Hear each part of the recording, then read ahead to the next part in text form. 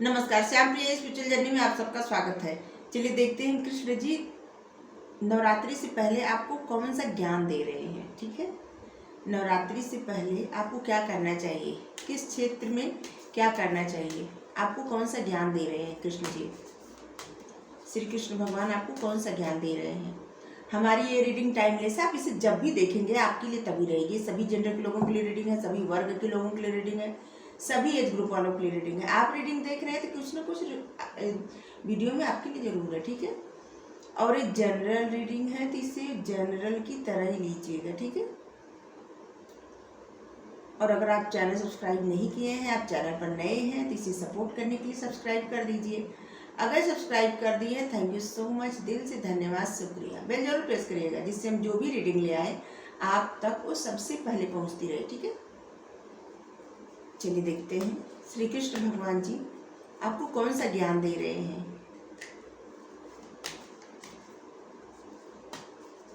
माता रानी के आगमन से पहले आप उस ज्ञान से अपनी लाइफ में क्या क्या कर सकते हैं जिससे माता रानी की भी ब्लेसिंग मिले। नवरात्रि आ रही है। जस्टिस,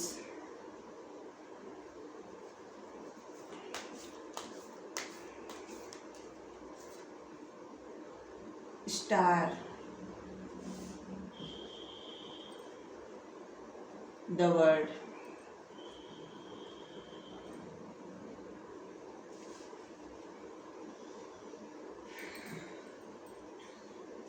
सबसे पहले तो हम आपको ये बता दें कि आपके लिए 11 नंबर और 2 नंबर, ठीक है, बहुत मायने रखेगा। 11 तारीख को कुछ अच्छा होगा या तो 2 तारीख को आने वाले वक्त में। ठीक है, हाँ, और 17 तारीख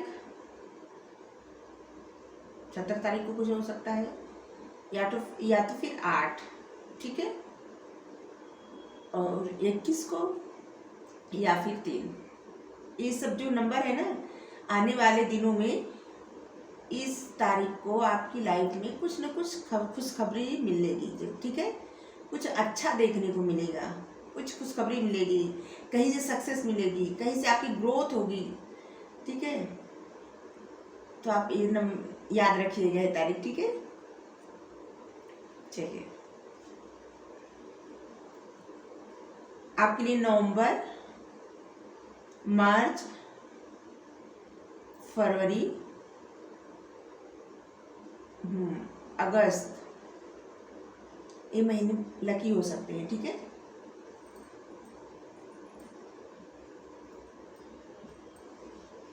बिल्कुल। श्री कृष्ण जी आपसे कह रहे हैं कि आप धार्मिक कार्य करिए, धर्म के मार्ग पर चलिए। आपका आप जो मतलब जिसे मानते हैं, आपका धर्म कोई भी हो, आप अपनी उस परमात्मा को ध्यान लगाइए, परमात्मा से जुड़िए। आपके लिए कहा जा रहा है कि आप परमात्मा से जुड़िए। ठीक है, और अगर आप किसी से बहुत गुस्से में बोलते हो या बहुत अलग तरह से बातें करते हो तो आपको हमेशा अच्छे से बात करनी है। ठीक है, प्यार से, हमेशा क्रोध में नहीं रहना आपको, आपके लिए कहा जा रहा है। ठीक है, आपको अपनी लाइफ में संतुलन लाने की ज़रूरत है। अगर आप बहुत ईगो में या क्रोध में रह रहे हैं, जिससे सबको नहीं कह रहे कि कोई किसी को, तो आपको संतुलन की ज़रूरत है। आपको अपनी एनर्जी बैलेंस करनी है। ठीक है, आपको बहुत ज़्यादा गुस्सा नहीं करना है, बहुत ज़्यादा क्रोध में नहीं रहना है। बहुत ज़्यादा क्रोध में रहने से आपकी अपनी एनर्जी ही ख़त्म होती है। ठीक है, तो किसी भी तरह के झगड़े में या किसी तरह के फसाद में आपको पड़ना नहीं है। आप इस सब से दूर रहिए, अपनी एनर्जी को बेवजह खर्च मत करिए। ठीक है, आपकी एनर्जी बची रहेगी, अच्छे कार्य में लगेगी। ठीक है, उससे आपका ज्ञान बढ़ेगा, उससे आपकी इंट्यूशन मजबूत होगी, आपका ज्ञान बढ़ेगा। ठीक है, और इंट्यूशन बढ़ेगी आपकी, और बहुत कुछ आप कर पाएंगे अपनी समझ से, अपनी सोच से। तो इसलिए आप जितने शांति पूर्वक रहेंगे, जितना आपका मन शांत रहेगा, आपकी लाइफ में उतना सब कुछ अच्छा होता जाएगा। ठीक है, आपको संतुलन बनाने की जरूरत है। बहुत ज़्यादा गुस्सा नहीं करना है, नाराज नहीं होना है। ठीक है, क्रोध नहीं करना है। अगर किसी से बात करिए तो बहुत प्यार से करिए। और आपके लिए भी कहा जा रहा है कि आपको हमेशा निष्पक्ष रहना है, ठीक है। अगर आप किसी को, जैसे आपको ये दे दिया जाए कि आप न्याय करिए, ठीक है, और आपके घर का कोई गलत किया है और कोई बाहर के साथ किया है, तो आप न्याय कैसे करेंगे? अपने घर वालों को बचाएंगे? तो आपको ऐसे न्याय करना ही नहीं है। न्याय का मतलब क्या होता है? निष्पक्षता। अगर आपके घर का कोई गलत किया है तो किया है, ठीक है। जिसके साथ किया है वो चाहे आपको कोई न लगे, लेकिन उसके साथ अन्याय हुआ है तो हुआ है। तो आपको भी निष्पक्ष रहना हमेशा। श्री कृष्ण भगवान कह रहे हैं कि आपको निष्पक्ष रहना है, ठीक है। आप न्याय इस तरह से करिए कि किसी को दुख न पहुंचे, ठेस न पहुंचे, और किसी के साथ अन्याय न हो, किसी के साथ अन्याय न हो, ठीक है। जितना हो सके आप सत्य का साथ दीजिए, ठीक है। और कुछ भी करने से पहले आप उसका कारण जरूर जानिए। बस बिना सोचे समझे कुछ भी मत बोलिए, कुछ भी मत करिए। कारण जानिए, समझिए, फिर इसके बाद जो स्टेप लेना है लीजिए, जो कहना है कहिए, ठीक है।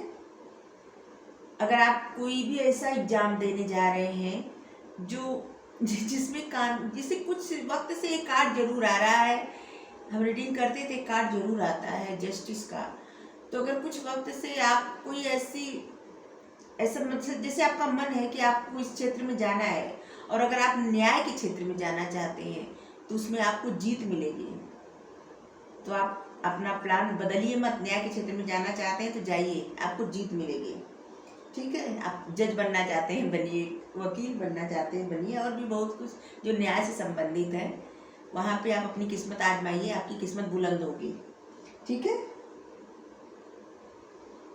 और आपको किसी में भेदभाव नहीं करना है। आप भेदभाव कभी नहीं करेंगे ना, तो आपके जीवन में ईश्वर कभी भी जो है कुछ बुरा नहीं होने देंगे, क्योंकि आप सबको सिर्फ इंसान समझेंगे, मनुष्य। किसी को किसी चीज से तुलना मत करिए, सबको एक समान समझिए। आपको भेदभाव नहीं करना है, किसी में अंतर नहीं करना है, जैसे कि कोई गरीब अमीर या कोई, हमारा भाव आप समझ गए होंगे कि हम कहना क्या चाहते हैं, कि ऐसे आपको अंतर नहीं करना है। जैसे किसी को बहुत ज़्यादा किसी के पास अगर कुछ ना हो तो आप उसकी रिस्पेक्ट ना करें, और किसी के पास बहुत कुछ है तो उसकी रिस्पेक्ट करें, नहीं। आपको निष्पक्षता दिखानी है, ठीक है। इससे आपकी लाइफ में बहुत सारी ब्लेसिंग आएगी, और इस एक तरह से जीवन जीने का तरीका है। श्री कृष्ण जी जीवन जीने का तरीका आपको बताए हैं। आप कभी गीता पढ़े हैं, या अगर आप पढ़ने वाले देखिएगा कि उसमें किस तरह से बताते हैं, हर चीज़ समझाते हैं। जिससे हम सोचते हैं कि हम कोई भी कार्य गलत कर रहे हैं, ठीक है, या हमसे कोई गलत ना हो, या कोई गलत कार्य कर रहे हैं और हम कह देंगे ये सब तो ईश्वर जैसा चाहते हो वैसा होता है, ईश्वर जैसा चाहते हो वैसा होता है, हम थोड़ी किए हैं, ये तो हर पल का हिसाब ईश्वर लिखते हैं। सब लोग कहते हैं ईश्वर की चाय बिना कुछ नहीं होता, तो ये तो सही है। लेकिन कभी कभी क्या होता है ना, ईश्वर आपको कुछ करने से रोकते हैं और आप जबरदस्ती वो कार्य करते हैं, तो वहाँ ईश्वर की मर्जी नहीं होती। और जहाँ ईश्वर की मर्जी नहीं होती वहीं पे आप फंस जाते हैं। और जहाँ पे आप फंस जाते हैं तो फिर वहाँ से ईश्वर ही आपको निकालते हैं। किस रूप में निकालते हैं? किसी न किसी तरह से आप किसी चीज़ में फंस जाते हैं, फिर आपको रियलाइज होता है कि हमारे साथ क्या हो गया, फिर आप वहाँ से निकलते हैं किसी तरह बाहर, ठीक है। और ये सब क्यों होता है? आपको समझाने के लिए कि आप जो पथ चुने थे वो आपके लिए नहीं था। आप उस मार्ग पर क्यों चले? आपको बार बार मना किया जा रहा था, हर तरह से आपको बताया जा रहा था कि आप वो मार्ग मत चुनिए, लेकिन आप अपनी इच्छा अनुसार अपने मन की करने के लिए आप वो मार्ग चुने। उसमें जहाँ ईश्वर की इच्छा होती है ना, वहाँ पे आपको बार बार ये देखने को नहीं मिलता कि जैसे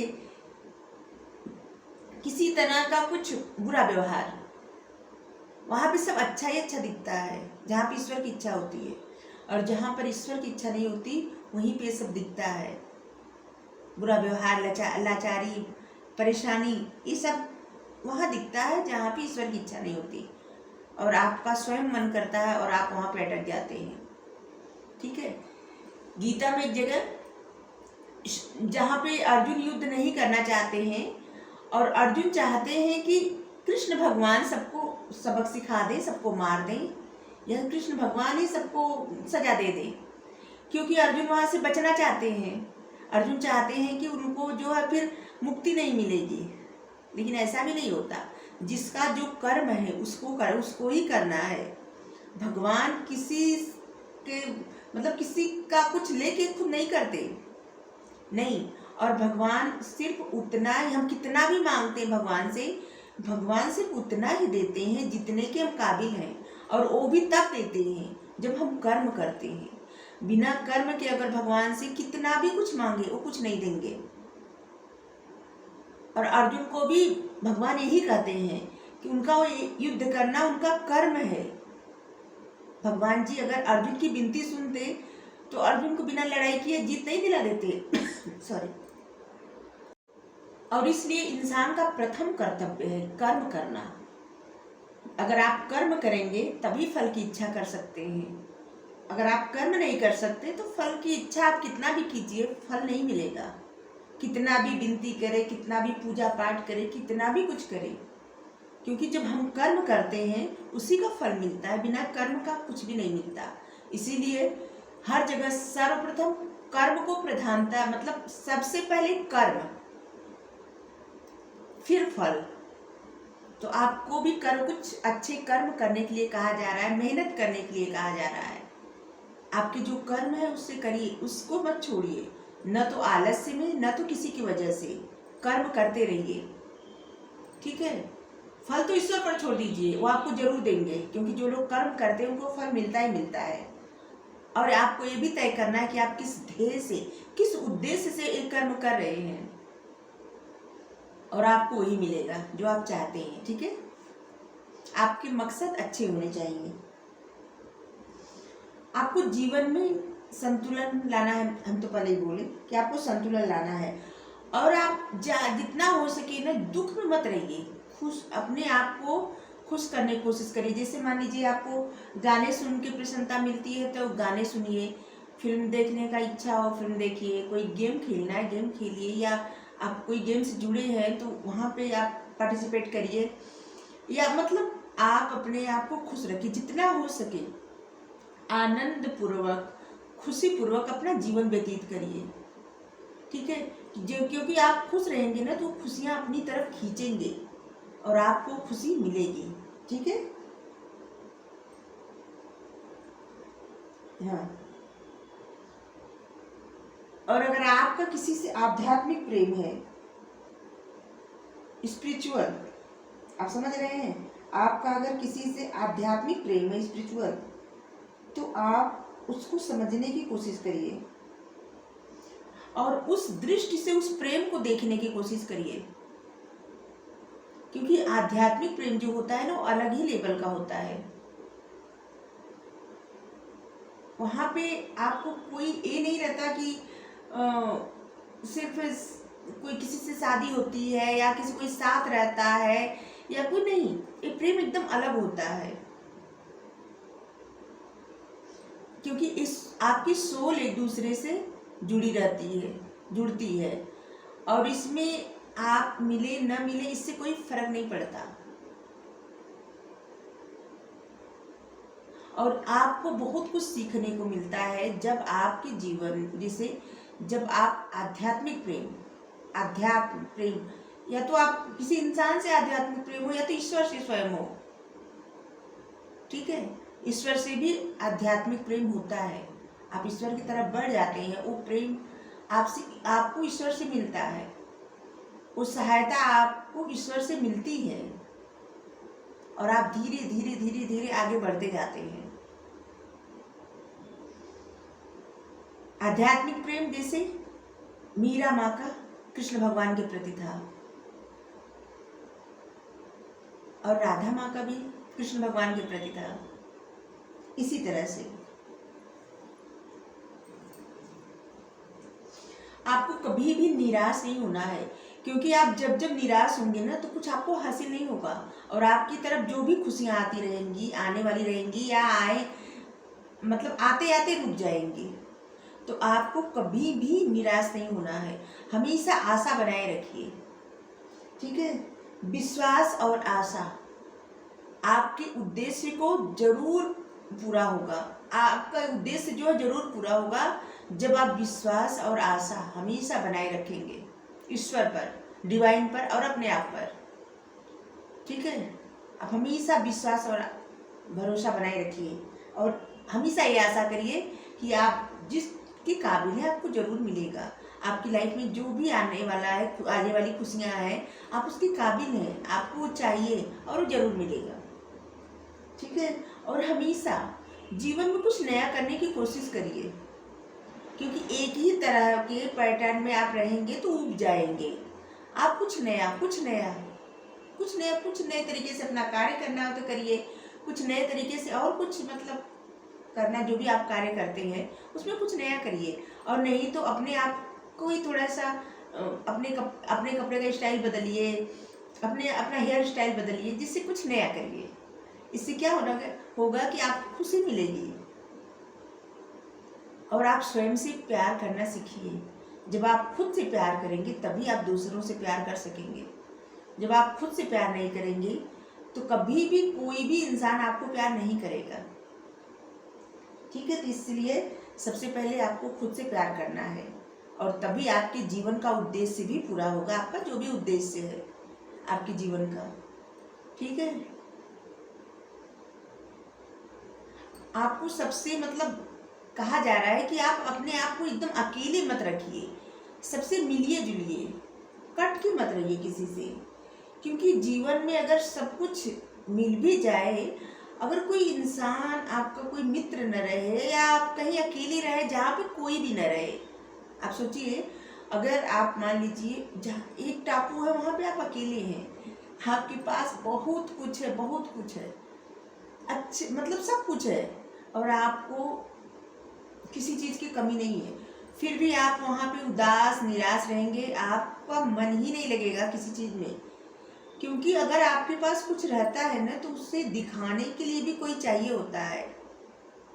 यहाँ पे भी गीता में अर्जुन भगवान श्री कृष्ण से कहते हैं कि अगर हम जीत भी जाए तो जो धृतराष्ट्र के पुत्र हैं वो सब मारे जाएंगे, जो हमारे गुरु हैं, पितामह हैं, ससुर हैं, साले हैं, मतलब कितने सारे रिश्ते जो मारे जाएंगे, सब कुछ खत्म हो जाएगा। जब कोई नहीं रहेगा तो ये राज्य वैभव जीत कर हम क्या करेंगे, किसको दिखाएंगे। आप सोचिए, मान लीजिए आप बहुत अच्छे अच्छे कपड़े पहन रहे हैं, कुछ अच्छे से मतलब बहुत अच्छा कर रहे हैं, लेकिन आप वहाँ पे अकेले हैं, कोई देखने वाला नहीं है, कोई तारीफ करने वाला नहीं है, कोई ईर्ष्या करने वाला नहीं है, तो वहाँ पे आपका जीवन एकदम नीरस हो जाएगा। किसी ये सब का कुछ मतलब नहीं रहेगा। किसी चीज़ का मतलब तब रहता है जब उसे कोई देखने वाला रहे, कोई ईर्ष्या करने वाला रहे, तभी। जब ये सब करने वाला कोई नहीं रहेगा तो किसी चीज़ का भी कोई मतलब नहीं रहता। इसीलिए सब पहले कहाँ जो है सब लोग जाते हैं तपस्या करने वन में, वहाँ पे कोई नहीं रहता, वहाँ पे राजा रहे प्रजा रहे सब एक समान है, सिर्फ अपने में ही गुम रहते। वहाँ पे न तो कोई ईर्ष्या करने वाले रहते, न तो कोई देख के तारीफ करने वाले, कुछ नहीं, अकेला कोई रहता है तो वहाँ पे कुछ नहीं रहता। इसीलिए सब ईश्वर में जब ध्यान लगाते हैं तो उन सब कुछ अपने जो मोह रहता है उस मोह को त्यागने के लिए एकांत में जाते हैं। वहाँ पे उनको न तो कोई देख सकता है और न तो कोई ईर्ष्या कर सकता है, न तारीफ कर सकता है। उनके पास है क्या, नहीं है क्या, कोई फर्क नहीं पड़ता।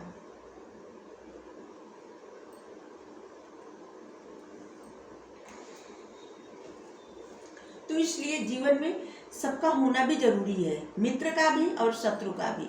अगर आप सबसे दूर हो गए हैं तो दूरी मत क्रिएट करिए। हाँ, सोच समझकर स्टेप लीजिए, सोच समझकर बातें करिए और सोच समझकर ही अपने मन की बातें किसी से कहिए, लेकिन दूरी मत क्रिएट करिए किसी से भी, ना तो मित्र से ना तो किसी और से। क्योंकि जीवन में सबका होना जरूरी है, दोस्त का भी और दुश्मन का भी। और यकीन मानिए दुश्मन जो होते हैं ना वो आपके ग्रोथ में बहुत ज़्यादा हेल्प करते हैं। दोस्त तो सिर्फ आपकी तारीफ करेंगे, आपकी कमियों को भी हाँ हाँ मतलब अच्छा ही बोलेंगे, लेकिन जो दुश्मन रहते हैं ना वो गिन गिन के आपकी कमियां निकालेंगे, और जो कमियां आप में निकालेंगे आप उन कमियों पर ध्यान देंगे और आपकी ग्रोथ होती जाएगी। इसलिए दुश्मन के तो सबसे ज़्यादा ज़रूरत होती है। जो लोग ईर्ष्या करते हैं, जलन करते हैं, उनकी सबसे ज़्यादा ज़रूरत होती है अपने जीवन में रखने के लिए, क्योंकि इससे आपकी ग्रोथ होती है। ठीक है, आपकी लाइफ में कुछ इस वक्त, ये जो वक्त है ना, कुछ ऐसा मिल रहा है जो आप हमेशा से चाहते थे, हमेशा से। जैसे आपकी लाइफ पूर्णता की तरफ बढ़ रही है, पूर्ण होने वाली है, संपूर्ण। ठीक है, और आपको किसी चीज़ में मान्यता मिलने वाली है, कहीं पे ऐसी जगह जैसे किसी चीज़ में आप मान्यता चाहते थे, किसी तरह का सक्सेस चाहते थे, तो आपको किसी जो वो सक्सेस, वो मान्यता मिलेगी। अगर आप दुनिया को कुछ दिखाना चाहते थे तो हाँ, वहाँ पे भी आप बहुत कुछ करने वाले हैं, दुनिया को दिखाने वाले हैं। ये उन्हीं लोगों के लिए है जो कर्म करते हैं। ठीक है, आप दुनिया को दिखाने वाले हैं। और जैसे अभी आप क्या है ना, आप में बहुत बदलाव आ रहा है, चेंज आ रहा है। इस वक्त आप बदल रहे हैं। अगर किसी तरह की बेचैनी या किसी जिसे ऐसे लगता है सर घूम रहा है अचानक, या घबराहट हो रही है, या जिसे कहीं मन नहीं लग रहा है, तो ये आपकी सोल जो है बदल रही है। जैसे एक तरह से ना आपका ट्रांसफॉर्मेशन हो रहा है, आप बदल रहे हैं। इसलिए तो आपको घबराने की जरूरत नहीं है। ये आपके लिए जो बदलाव आ रहा है ना, ये अच्छे के लिए आ रहा है, कोई घबराने की आवश्यकता नहीं। अगर आपको चक्कर भी आ रहा है ना, तो कभी जैसे अब वैसे किसी की तबीयत खराब है तो उसकी बात नहीं कर रहे हैं, जैसे स्वास्थ्य किसी का खराब है तो उसकी बात नहीं कर रहे हैं, लेकिन कोई स्वस्थ इंसान है अचानक जैसे 1-2 मिनट के लिए ऐसे हो गया, या ऐसे लगा घबराहट हो रही है, बेचैनी हो रही है, या जिससे कुछ अजीब सा लग रहा है और फिर ठीक हो गया, तो हम उन लोगों के लिए कर रहे हैं। आप लोगों का ट्रांसफॉर्मेशन हो रहा है। ठीक है, और आप कुछ मांग रहे थे ईश्वर से, वो बहुत जल्द आपको मिलने वाला है। कुछ मांग रहे थे कृष्ण भगवान से, आप जिनको मांगते हैं उनसे मांग रहे थे, तो वो आपको मिलने वाला है। आपको खुश होने की आवश्यकता है। ठीक है, किसी चीज़ की सिद्धि प्राप्त होने वाली है आपको। और आप कहीं यात्रा पे अगर जाएंगे ना, तो वो बहुत लाभदायक यात्रा होगी आपकी। किसी कार्य के लिए अगर आप बाहर जा रहे हैं ना, तो बहुत ज़्यादा सक्सेस मिलेगी आपको। अगर आप बाहर जा रहे हैं, कहीं दूसरे देश जा रहे हैं, आप मान लीजिए आप कोई जिसे आप पढ़ने के लिए या नौकरी के लिए दूसरे देश जा रहे हैं किसी कार्य के लिए, तो आपकी यात्रा बहुत शुभ होगी, मंगलमयी। ठीक है, और कुछ बड़ा अचीव करने वाले हैं आप, और आपके अंदर स्ट्रेंथ आ रही है। बदलाव के साथ साथ स्ट्रेंथ बढ़ रही है, शक्ति बढ़ रही है। और ये स्ट्रेंथ जो होता है ना, जब देखते हैं शक्ति का प्रतीक कौन होता है? दुर्गा माता। स्ट्रेंथ, शक्ति। और एक कार्ड तो आप देख ही रहे हैं, ये ब्रह्मांड, यूनिवर्स। आपकी कोई ऐसी इच्छा थी जो आप हमेशा से चाहते थे, जिससे कोई बार बार आप मांग रहे थे ईश्वर से, तो आपकी वो इच्छा पूरी होने वाली है। यूनिवर्स की तरफ से आपके लिए ब्लेसिंग आ रही है। और कृष्ण भगवान आपको कितना सारा हमारे माध्यम से आपको ज्ञान दिलवाए, मतलब आपको बतलाए कि क्या आपको करना चाहिए और क्या नहीं करना चाहिए। ठीक है, शायद आपको अच्छा लगा हो। चलिए देखते हैं यहाँ से। आपको हमेशा पॉजिटिव सोचना है, हमेशा खुश रहना है। हम मानते हैं हमेशा खुश रहना, बहुत सारी मुश्किलें ऐसी आती हैं जहाँ पे इंसान खुश नहीं रह सकता, चाहे न चाहे, लेकिन फिर भी जिस काम में आपका मन लगे वो कार्य करिए, फिर आपको खुशी मिलेगी। आपको लिखना पसंद है, लिखिए। आपको पेंटिंग करना पसंद है, पेंटिंग करिए। पढ़ना पसंद है, पढ़िए। या फिर गाने सुनना पसंद है, मूवी देखना पसंद है, मतलब आप अपने पसंद का कार्य करिए। कुछ वक्त निकालिए आप अपनी पसंद का कार्य करिए, इससे आपकी जो पॉजिटिविटी है ना वो बढ़ेगी, इससे आप में बहुत ज़्यादा ग्रोथ आएगी। और आपको बहुत कुछ ऐसी आपके इंट्यूशन द्वारा पता चलेगा, कुछ ऐसी बातें जो आपके लिए बहुत अच्छी होगी। ठीक है, ये सब आप ही के लिए बताया जा रहा है। अब बताइए हम क्या कहें। अभी आपका ट्रांसफॉर्मेशन हो रहा है, देखिए आपकी सोल का ट्रांसफॉर्मेशन हो रहा है। हम अभी आपसे यही बोले कि आपको अगर थोड़ी देर के लिए कुछ ऐसा हो रहा है तो आपके मतलब आपके अंदर से ट्रांसफॉर्मेशन हो रहा है, आपकी सोल का ट्रांसफॉर्मेशन हो रहा है, बदलाव आ रहा है, चेंज आ रहा है। और एक कार्ड आके बता दिया कि हम सच बोले। रीडिंग जो कर रहे हैं, कृष्ण जी जो बताए आपको, सब जो हमारे माध्यम से कहवाए, हम सच वही बोले जो कृष्ण जी हमसे कहलवाए।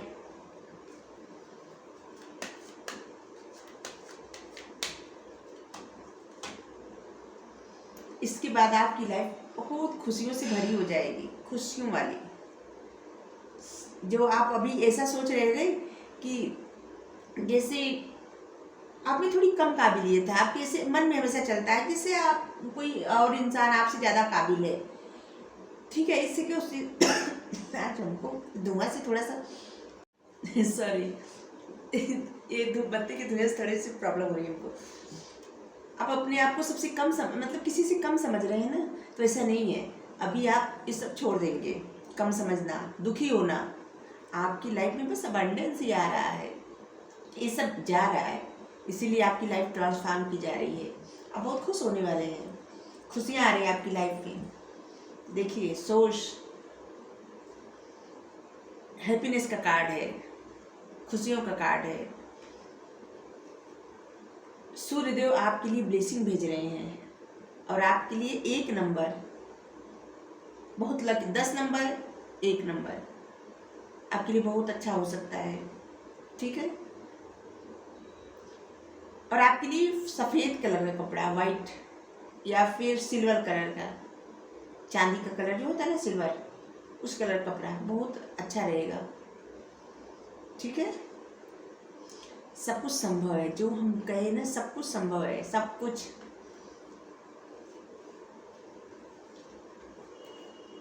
देखिए अगर आपके अंदर कुछ ऐसी खूबी है ना, उसे शेयर करिए। कुछ आपकी काबिलियत है ना, उसे शेयर करिए। जिससे आपको लिखना पसंद है, पेंटिंग करना, अभी हम यही बोले थे। आपको जो कुछ पसंद है ना वो करिए, अपने पसंद का कार्य करिए, आपको बहुत अच्छा लगेगा और आपको बहुत सारी खुशियाँ मिलेगी इससे। और आपकी लाइफ में खुशियाँ ही खुशियाँ आएंगी। जो हम कहे सब संभव है। पॉसिबिलिटी का कार्ड आया है और ट्रांसफॉर्मेशन हो रहा है। अब इससे ज़्यादा क्या चाहिए। हमारी रीडिंग एकदम सही दिशा में गई है।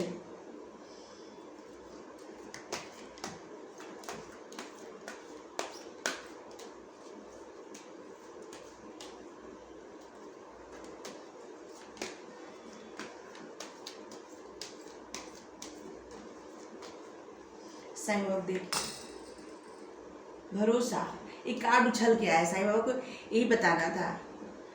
साईं बाबा कह रहे हैं धीरज रखिए, धैर्य रखिए। आपके पास उत्तर न हो तब भी इंतजार कीजिए, भरोसा रखिए, क्योंकि हम जो कहे हैं वो आपकी लाइफ में आकर ही रहेगा, आएगा। ठीक है, बस धैर्य रखिए। आपके पास उत्तर नहीं है तो सोचिए मत ज़्यादा, आप जो कार्य करें करिए, बस खुश रहिए, भरोसा रखिए। आपको क्या करना है, बस खुश रहना है, भरोसा करना है, और इससे ज़्यादा कुछ नहीं करना है। ठीक है, ईश्वर पर भरोसा रखना है, क्योंकि वही सबकी इच्छाएं पूरी करते हैं। और अपने कर्म से कभी नहीं भागिए। आपकी जो कर्म है ना, उस कर्म को करिए। आपका जो भी कार्य है उसे पूरे मेहनत लगन से करिए। उसमें आप कोताही नहीं करिए, उसमें आप आलस्य नहीं करिए।